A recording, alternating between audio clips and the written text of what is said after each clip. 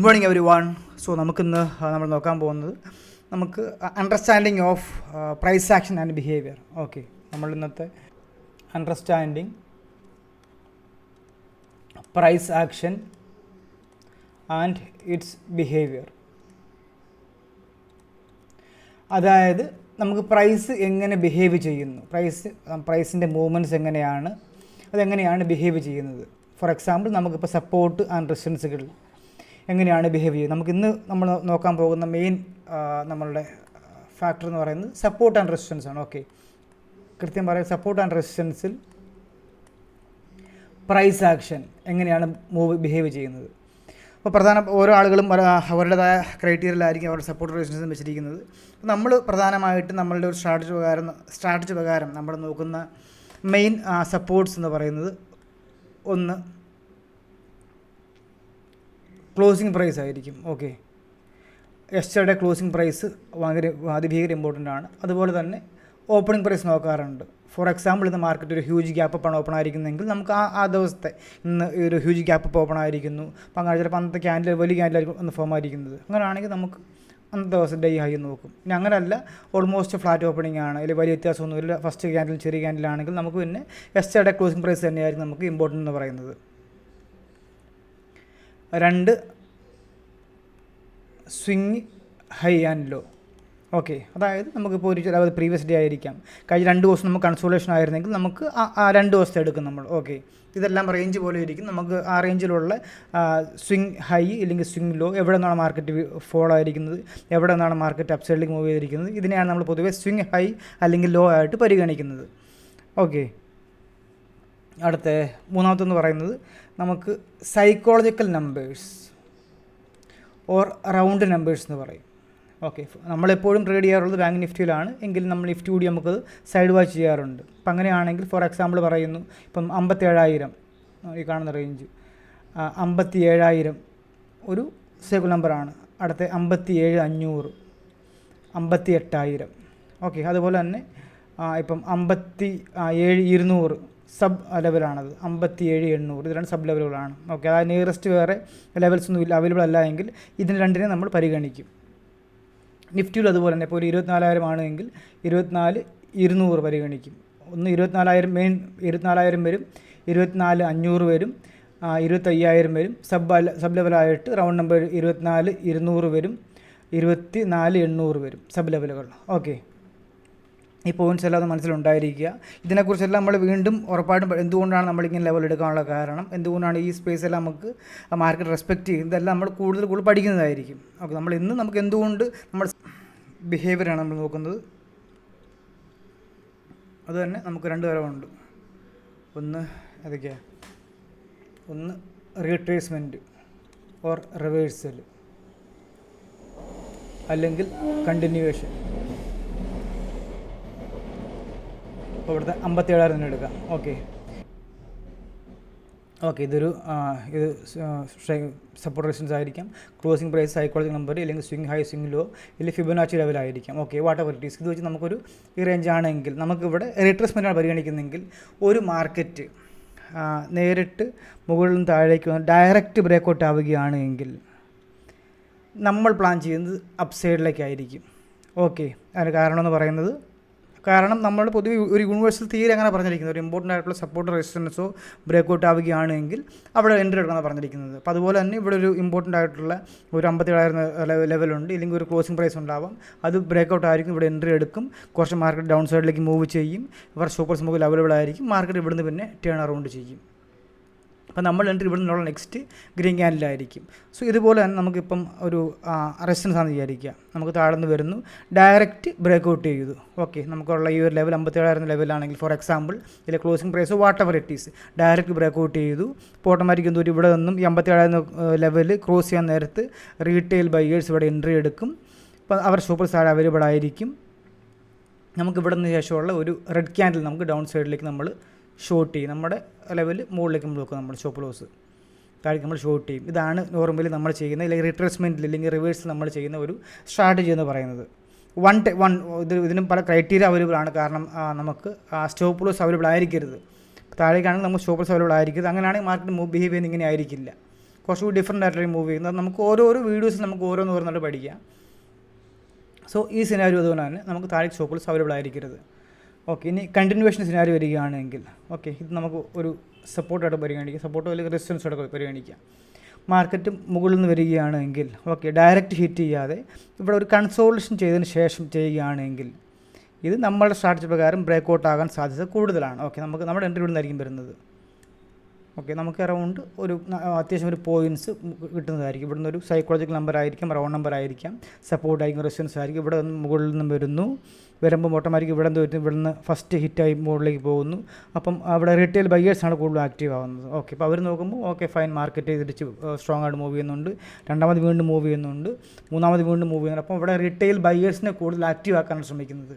അപ്പോൾ അവരുടെ ആക്റ്റീവ് ആക്കി മാർക്കറ്റ് കുറച്ച് അപ്പ് സൈഡിലേക്ക് മൂവ് ചെയ്യുന്ന പോലെ കാണിക്കും. അതിന് ശേഷം മാത്രമാണ് ഡൗൺ സൈഡിലേക്ക് മൂവ് ചെയ്യുന്നത്.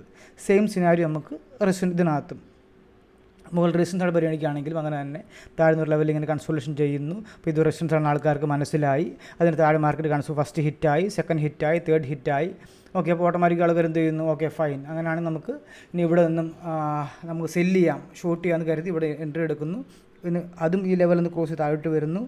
നെക്സ്റ്റ് ഉള്ള ക്യാൻഡിൽ നമുക്ക് അപ്പ് സൈഡിലേക്ക് പ്ലാൻ ചെയ്യാൻ പറ്റും. ഇവിടെ എല്ലായിടത്തും നമുക്ക് സ്റ്റോപ്പ് ലോസ് അവൈലബിലിറ്റി നോക്കണം. ഓക്കെ, അത് നമുക്ക് സെപ്പറേറ്റ് ഒരു വീഡിയോ നമുക്ക് ഇതിനെക്കുറിച്ച് ചെയ്യാം. സ്റ്റോപ്പ് ലോസ് എങ്ങനെയാണ് ഫൈൻഡ് ഔട്ട് ചെയ്യുന്നത്, സ്റ്റോപ്പ് ലോസ് അവൈലബിൾ ആണോ, നമുക്ക് സെപ്പറേറ്റ് വീഡിയോ നമുക്ക് ഇത് ചെയ്യാം അതിനകത്ത്. ഇതാണ് ഇതിൻ്റെ ഒരു ബേസിക് ലെയർ. ഇന്ന് നമ്മൾ പഠിക്കാൻ പോകുന്നതിൻ്റെ ഒരു ബേസിക് എന്താണെന്ന് മാത്രമാണ് ഞാൻ പറഞ്ഞിരിക്കുന്നത്. നമുക്കിനി ബാക്കിയൊന്ന് നോക്കാം, നമുക്ക് ചാർട്ടിൽ കൂടി നോക്കാം നമുക്ക്. ഓക്കെ, സോ ഇത് നമ്മളുടെ 21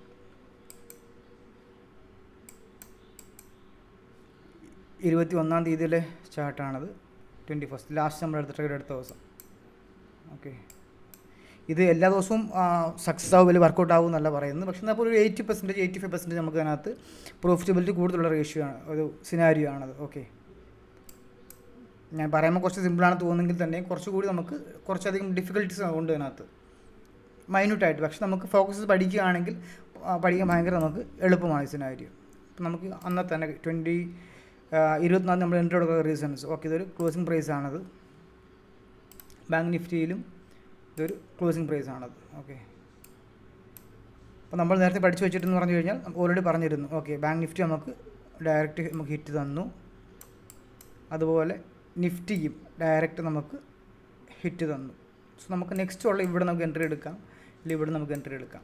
നമുക്ക് ഇവിടെ നിന്നാണ് ഇവിടെ എൻട്രി എടുത്തിരിക്കുന്നത്. നമ്മുടെ എൻട്രി ടാർഗറ്റ് നമുക്ക് കിട്ടി. അത് എൻട്രി എടുക്കാനുള്ള ഒരു റീസൺ എന്ന് പറയുന്നത്, ഇപ്പോൾ ഒരു റീസൺ കൊണ്ട് മാത്രം എൻട്രി എടുക്കില്ല, അതിന് പല പല റീസൺസ് ഉണ്ട്. ഫോർ എക്സാമ്പിൾ പറയുകയാണെങ്കിൽ അത് റീസൺ എന്ന് പറയുന്നത് ഒന്ന് ക്ലോസിംഗ് പ്രൈസ് ഡയറക്റ്റ് ഹിറ്റ് ചെയ്തു. സോ റീറ്റെയിൽ സെല്ലേഴ്സ് ആക്റ്റീവായി നമുക്ക് അപ്പ് സൈഡ് പ്ലാൻ ചെയ്തു. അതായത് ക്ലോസിംഗ് പ്രൈസിന് ബിലോ ആണ് എന്നർത്ഥം. നോക്കിയാൽ മനസ്സിലാവും നമുക്കിതിനകത്ത്. ഇത് അത്യാവശ്യം നല്ലൊരു ഫോൾ വന്നിട്ടുണ്ട് നിഫ്റ്റി. ഇത് കാണുമ്പോൾ ഓട്ടോമാറ്റിക്കായിട്ട് എന്തൊരു റീറ്റെയിൽ സെല്ലേഴ്സ് ബാങ്ക് നിഫ്റ്റിയിൽ വന്ന് സെല്ല് ചെയ്യും. അപ്പം നമുക്ക് ഓപ്പോസിറ്റ് നമുക്ക് പ്ലാൻ ചെയ്യും. നമുക്കിതിനകത്ത് അതായത് സെല്ലിംഗ് പാറ്റേണാണ് കാണിക്കുന്നത്. എന്താണോ മാർക്കറ്റ് കാണിക്കുന്നത്, അതായത് സാധാരണ റീറ്റെയിൽ സെല്ലേഴ്സിനെ കാണിക്കാൻ ശ്രമിക്കുന്നത്, നമുക്കത് നേരെ ഓപ്പോസിറ്റ് ട്രേഡ് ചെയ്യേണ്ടത്. ഇപ്പോൾ സെല്ലിംഗ് പാറ്റേണാണ് ഇവിടെ കാണിക്കുന്നത്. നമ്മളെന്ത് ചെയ്യും, ഓട്ടോമാറ്റിക്കായിട്ട് കാണിക്കുകയാണെങ്കിൽ അപ്പ് സൈഡിൽ തിരിച്ച് പ്ലാൻ ചെയ്യും. ബൈയിങ് പാറ്റേണാണ് കാണിക്കുന്നതെങ്കിൽ താഴെ സ്റ്റോപ്പ് ലോസ് അവൈലബിൾ അല്ല, താഴേക്ക് സ്റ്റോപ്പ് ലോസ് അവൈലബിൾ അല്ല. ഓക്കെ, രണ്ടിടത്തും നമുക്ക് അപ്പ് സൈഡിലേക്ക് പ്ലാൻ ചെയ്യും. ഇതാണ് നമ്മൾ ചെയ്തിരിക്കുന്നത്. ഓക്കെ, താഴെ സ്റ്റോപ്പ് ലോസ് അവൈലബിൾ അല്ല, സെല്ലിംഗ്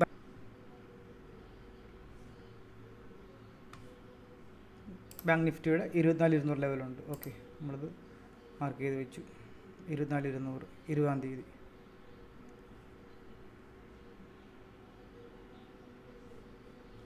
രണ്ട് ഡേ ഹൈക്ക് താഴെ 24,200 ലെവൽ മാർക്ക് ചെയ്തു.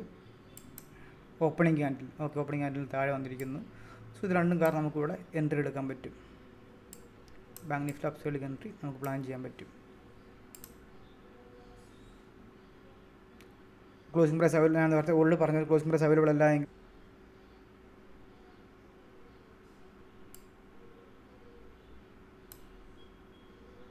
ഇതൊരു സപ്പോർട്ട് റേഞ്ചാണ്. അത് ഓക്കെ, 54,543 ഇത് നോക്കിയാൽ മനസ്സിലാവും. അവിടെ ഇമ്പോർട്ടൻസ് ഉള്ള 54,540 ഇമ്പോർട്ടൻസ് ഉള്ള കാര്യം എന്തിനാണ് 1 2 3 4 5 6. ഓക്കെ, ഇത് നമുക്കൊരു എന്ത് റേറ്റാണ്? അതൊരു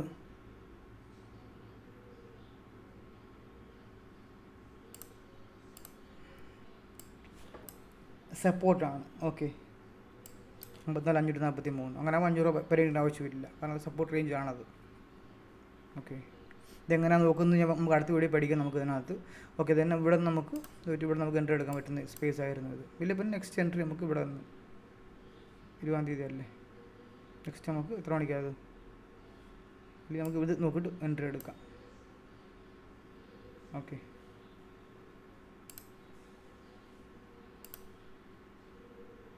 ഇവിടെ 30. സോറി, നമ്മൾ നോക്കുന്നത് 1 മിനിറ്റാണ് നോക്കുന്നത് കേട്ടോ, അത് മനസ്സിലാക്കിയിട്ട് 1 മിനിറ്റാണ് നമ്മളുടെ ക്യാൻഡിൽ. 1 മിനിറ്റ്.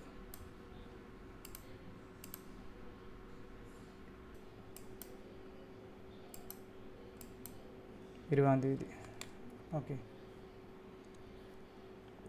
നമുക്കിവിടെ നോക്കുകയാണെങ്കിൽ 1,57,540 എന്ന് പറയുന്നത് ഒന്ന് റീറ്റെയിൽ സെല്ലിങ് കാണിക്കുന്നു, അതായത്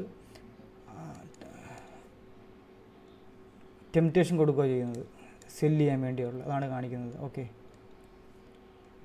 2 അതിനായി എന്ത് പറ്റി? 57,543 എന്നുള്ള ബാങ്ക് നിഫ്റ്റി സ്വിംഗ് ലോയ്ക്ക് താഴെയും നിഫ്റ്റി 24,200 താഴെയും. ഓക്കെ, സെല്ലിംഗ് ആണ് കാണിക്കുന്നത്.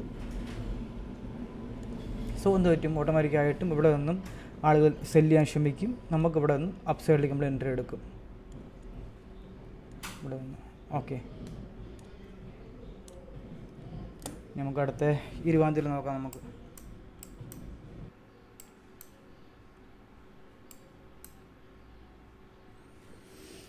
ഓക്കെ, 19-ാം തീയതി നമുക്ക് പരിഗണിക്കാൻ പറ്റുന്നത്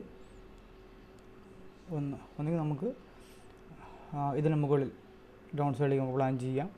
അതല്ല എങ്കിൽ ഇപ്പോഴും പറയാറുള്ളത് പോലെ തന്നെ ഇത് റീറ്റെയിൽ ഇത്രയും കാണിക്കുമ്പോൾ സെല്ലിംഗ് ആണ് പറ്റുന്നത്. ഇതൊരു ട്രെൻഡ് സെല്ലിംഗ് പറ്റുന്നതാണത്. ഓക്കെ, അപ്പോൾ നമുക്ക് ഇവിടെ നിന്നും അപ്പ് സൈഡ് ഓപ്ഷൻ നോക്കേണ്ടതിനകത്ത് ഒന്നുകിൽ നമുക്ക് ഇവിടെ നിന്ന് എൻട്രി എടുക്കാം, അല്ലെങ്കിൽ പ്ലാൻ ചെയ്യാം. ഓക്കെ,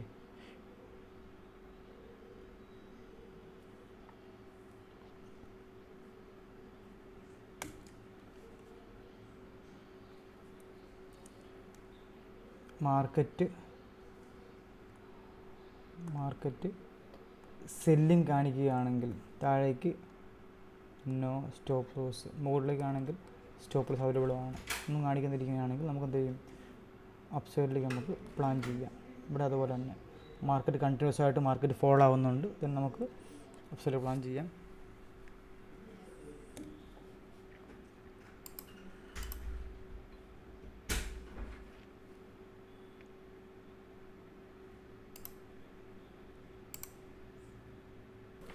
ഓക്കെ, അപ്പോൾ തൽക്കാലം നമുക്ക് ഇത്ര ദിവസം നോക്കാനുള്ളത്. ബാക്കി നിങ്ങൾ കൂടി നിങ്ങളുടെ ഓൺ അസൈൻമെൻറ്റായിട്ട് നോക്കുക. ഒരു കുറച്ച് ദിവസം മിനിമം 10 ദിവസം നിങ്ങൾ തന്നെ ക്രോസ് ചെക്ക് ചെയ്യുക. അപ്പോൾ നിങ്ങൾക്ക് കുറച്ചുകൂടി ഐഡിയ നിങ്ങൾക്ക് അത് കിട്ടും. മാർക്കറ്റ് എങ്ങനെയാണ് മൂവ് ചെയ്യുന്നത്, മാർക്കറ്റ് എന്തുകൊണ്ട് എങ്ങനെ മൂവ് ചെയ്തു. നമുക്ക് എന്തായാലും ഇതിൻ്റെ കൂടുതൽ വീഡിയോസ് നമുക്ക് ഉറപ്പായിട്ടും തുടർന്ന് നോക്കാവുന്നതാണ്. So once again thanks for watching my video. Take care. By.